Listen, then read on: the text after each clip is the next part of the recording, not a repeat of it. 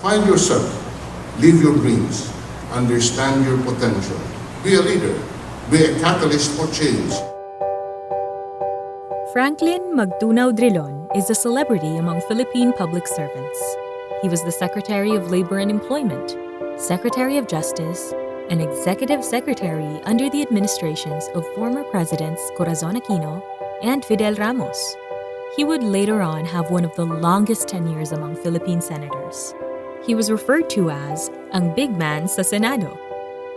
But not many people know the person behind the celebrity, the small beginnings of the man, the myth, and the legend that is Franklin Drilon.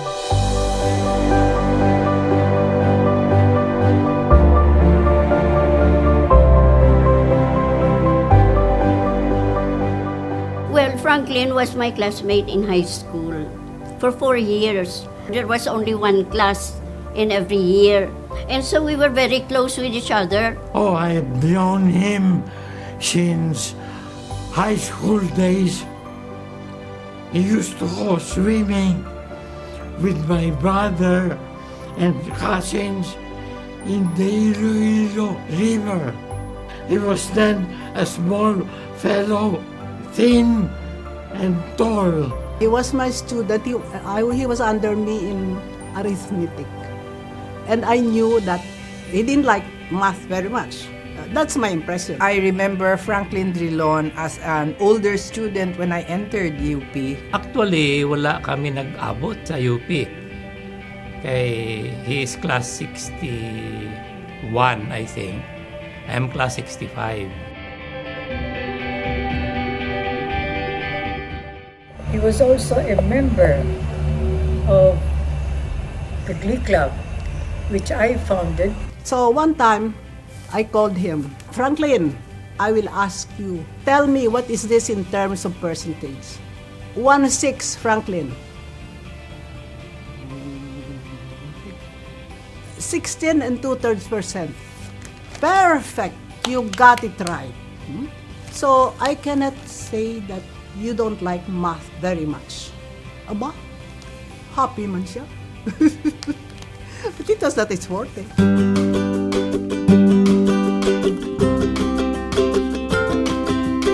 We became very close in college already. I already had a feeling that he was going to excel because he was a very diligent student. He was not involved in many of our naughty activities because we had a barkada, a gang, sort of.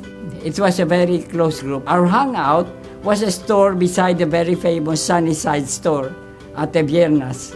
And the store was actually named with our gang name, which was Maoti. Maoti meaning meticulous. And it was owned by Nong Bert and Nang Gloria. When I proceeded to Diliman, we were together there in the same dormitory. We were together in the same Lupino fraternity, the Sigma Rho. Si Miriam Soy was the first lady editor sa Philippine Collegian, and of course Franklin is also part sang Philippine Collegian, and I was that during that time ako ang ila staff artist. My husband is very close to his father, Cesar Drilon, who was connected with PNB. I said Frank might follow in his father's footsteps. Work with PNB also. Sa College of Law sa UP, wala man kami nag-abot. So by that time, I went to the College of Law. Ang mga bunggaitan, ako ng mga si Franklin Drilon, and Miriam Defensor, nag-graduate na.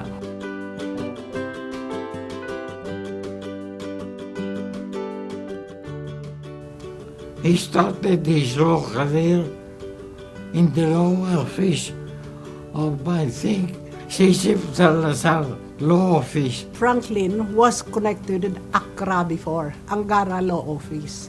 While we belonged to different departments, I was under him. Franklin Drilon was number 3 in the bar. In Accra, Leo Palma, who is also a UPIC, UPV, UPI graduate, also became number 3 in the bar. And then, modesty aside, when I took the bar, and I was already under bar in Accra, I also top number 3 din ako So we were on a hot streak. We always look at Franklin. Sometime after the revolution, Franklin Drilon was drafted to government. That is where he started his long, glorious career in government. The man that Franklin Drilon was starting to became clearer and clearer in the small gestures of kindness and moments of leadership he exhibited not only to his friends and peers, but more importantly to the community in general. In 1982, I was a relatively new faculty at UP Visayas, or what was UP Visayas then. I received part of a professorial chair grant. He remembers his friends very well, as he also remembers all of us. Our friends used to go there to his office. Pero kung welcoming man siya, hindi siya naginambuga. O ay siya nagasapa. Naginabuligan niya, gidya. He really helped. Of course, nag-senator na si Sir Frank, and of course, the Ilonggos are proud of him. Our relationship continued even when we were professionals already. We had an annual reunion, usually during Holy Week, and that we did that for several years. Every time Senator Drilon would come over to Iloilo, he would still call us. So even when he was in the high echelons of power in the government, he had projects that were beneficial to our community, our people. I never heard a hint of corruption or malversation of funds attached to his name. And of that, I'm very proud.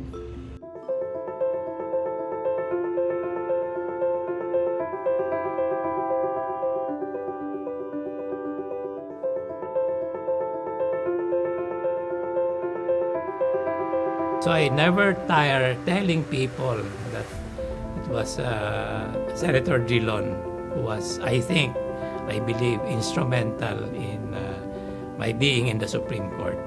To make a long story short, I was very fortunate that I made the bid and I was elected. My later connection with him was when he sponsored the creation of the Iloilo River Esplanade. Because of the Iloilo Esplanade, the other side of the river became a commercial district. Franklin is education-oriented. He helped in the construction of the high school building. And it was through his effort that he was able to get funding, and then the high school building was built, and there was the second floor. There were, of course, very significant projects throughout UPV that he was undertaking. And not only for the high school building and the equipment of the students there, but of course the very administration building at Miagao was really a project that he supported. He has brought some, if I'm not mistaken, 30 billion pesos worth of projects. That's unprecedented. No political leader in Iloilo has done that. And directly addressing UPV, whether it is UPIC or UPI or now UPV, I think he has contributed more than 40 to 60 million. The most current of which is the 5 million in computers, and even in retirement. Even as late as this week, Senator Drilon sent his former staff to the UP, to the DBM, to follow up. So we are very hopeful that Senator Drilon will help us get the 25 million for the Handumanan project.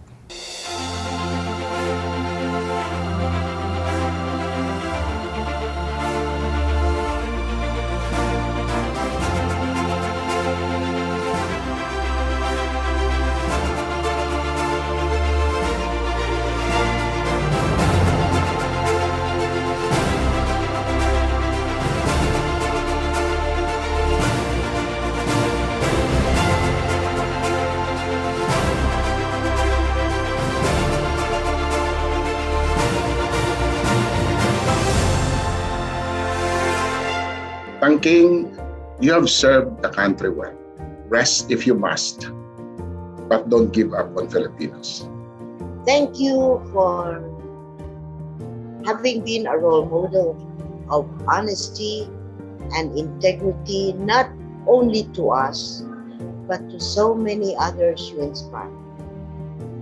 Thank you for continuously making us proud.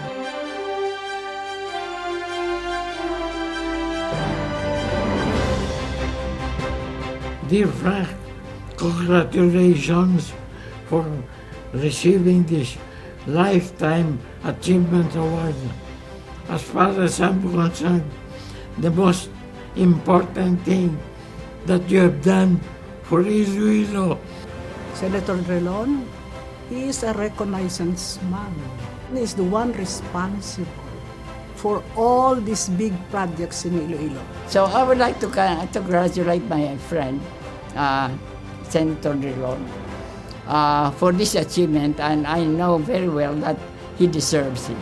We knew how he worked very hard to be the man that he is now. I believe that former Senator Franklin Drilon really deserves the Lifetime Achievement Award as a UP alumnus. Mga taga-UP is really proud nga Frank is our senator for so long, and subong lang of course nag-retire na si Frank, but still ang iya gyapon nga as a senator remains in our heart.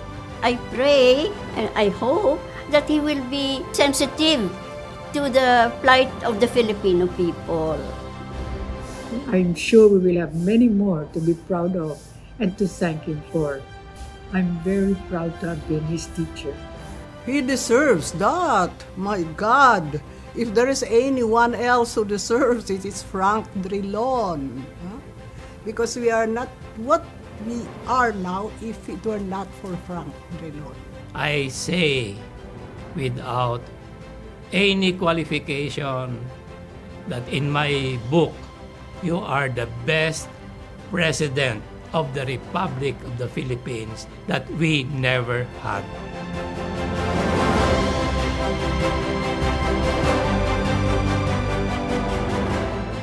For his valuable contribution to the general community, and especially to the University of the Philippines, Visayas, the University of the Philippines Alumni Association is honoring Frank with a Lifetime Achievement Award this 2022.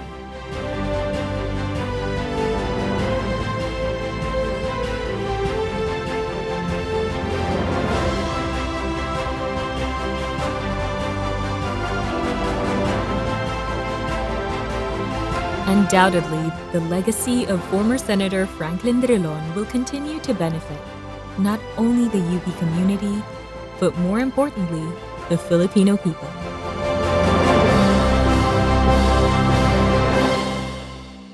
I am forever grateful. Thank you for your love, for your support, patience, and understanding.